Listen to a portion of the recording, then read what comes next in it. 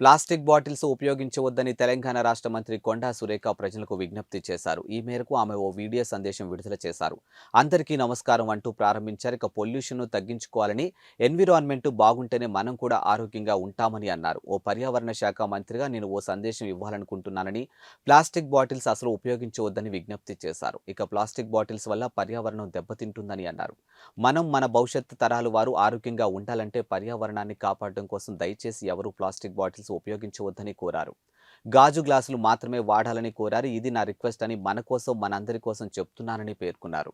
ఈ సందర్భంగా కొండా సురేఖ ప్లాస్టిక్ బాటిల్ను చూపిస్తూ ఇలాంటి వాటిని ఉపయోగించవద్దని కోరారు. అలాగే గాజు గ్లాసులు, గాజు జగ్గును తీసుకొని వాటిని చూపిస్తూ ఇలాంటి ఉపయోగించాలని కోరారు. అందరికీ నమస్కారం. పొల్యూషన్ కాకుండా ఉండాలి, ఎన్విరాన్మెంట్ బాగా ఉండాలి. ఎన్విరాన్మెంట్ బాగున్నప్పుడే మనం కూడా ఆరోగ్యంగా ఉంటాము. కాబట్టి ఒక ఎన్విరాన్మెంట్ మినిస్టర్గా నేను ఒకటే మీకు సందేశం ఇవ్వాలనుకుంటా ఉన్నాను. ఇటువంటి ప్లాస్టిక్ బాటిల్స్ దయచేసి యూజ్ చేయకండి. దీనివల్ల పర్యావరణంలో పరిరక్షణకు ప్రాబ్లం అవుతుంది.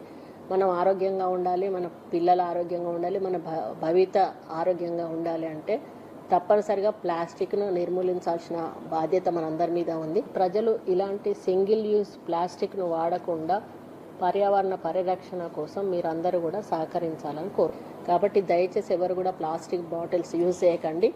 ఇలాంటి గాజు బాటిల్స్ తీసుకోండి. అవసరమైతే గాజు గ్లాసులలో ఇలా పోసుకోండి.